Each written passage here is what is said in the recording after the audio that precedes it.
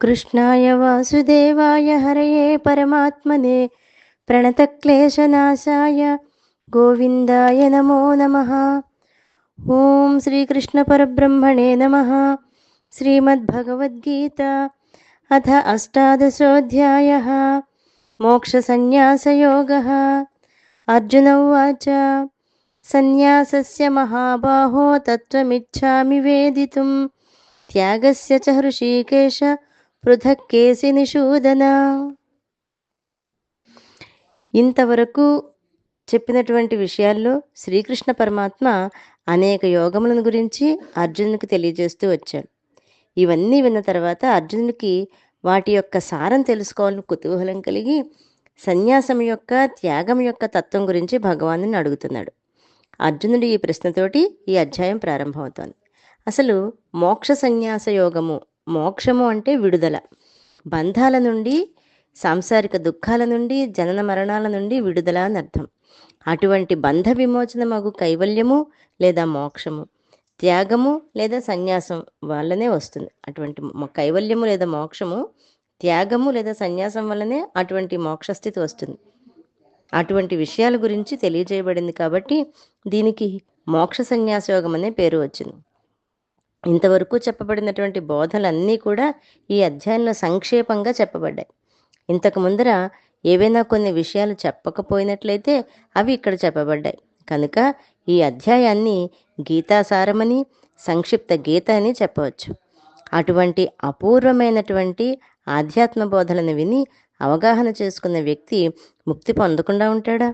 ఇంతవరకు చెప్పిన అన్ని అధ్యాయాలకు ఏదో జ్ఞానయోగము, కర్మయోగము, భక్తి యోగము అని రకరకాలైన పేర్లున్నాయి. ఆయా పేర్లను బట్టి అంటే జ్ఞానము చేత భగవదైక్యం, అలాగే జ్ఞానహీనం చేత జ్ఞానయోగం, కర్మ చేత భగవదైక్యం పొందడం కర్మయోగం, భక్తి చేత భక్తి యోగం అని చెప్పవచ్చు. అంటే ఆయా పేర్లను బట్టి జ్ఞానము చేత భగవదైక్యం కలిగించినది జ్ఞానయోగం, కర్మ చేత భగవదైక్యం పొందేది కర్మయోగం, భక్తి చేత భగవదైక్యం పొందేటువంటిది భక్తి యోగం అని చెప్పచ్చు. ఇంతవరకు శ్రీకృష్ణుడు చెప్పినటువంటి అన్ని యోగముల సారము చెప్పిన తర్వాత అర్జునుడు భగవానుని సన్యాసం యొక్క, త్యాగం యొక్క తత్వం గురించి తెలియజేయమని అడిగాడు. అర్జున్ యొక్క ఈ ప్రశ్నతోటి ఈ అధ్యాయం ప్రారంభమైంది. ఇది చిట్ట చివరి అధ్యాయం కాబట్టి ఇప్పటి వరకు బోధించిన తత్వముల యొక్క సారం ఇక్కడ చెప్పబడుతోంది. గొప్ప భుజములు కలిగిన వాడవు,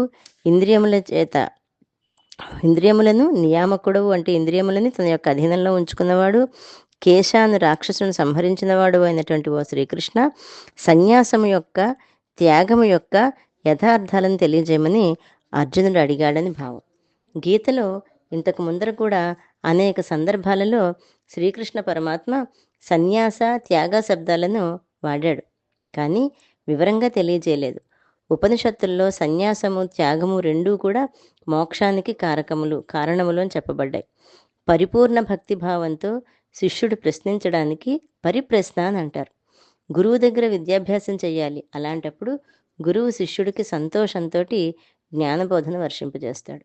ఎప్పుడైతే గురువు దగ్గర శిష్యుడు అపారమైనటువంటి భక్తి శ్రద్ధలతోటి, కుతూహలంతో, విషయం తెలుసుకోవాలన్న కుతూహలంతో ఉంటాడో అప్పుడు ఆ గురువు చక్కటి జ్ఞానబోధ చేస్తాడు. ఆ జ్ఞానబోధన వర్షింపచేయడానికి ఆ శిష్యునికి ఆ యోగం కూడా ఉండాలి అని తెలియజేయడమే మోక్ష సన్యాస యోగం.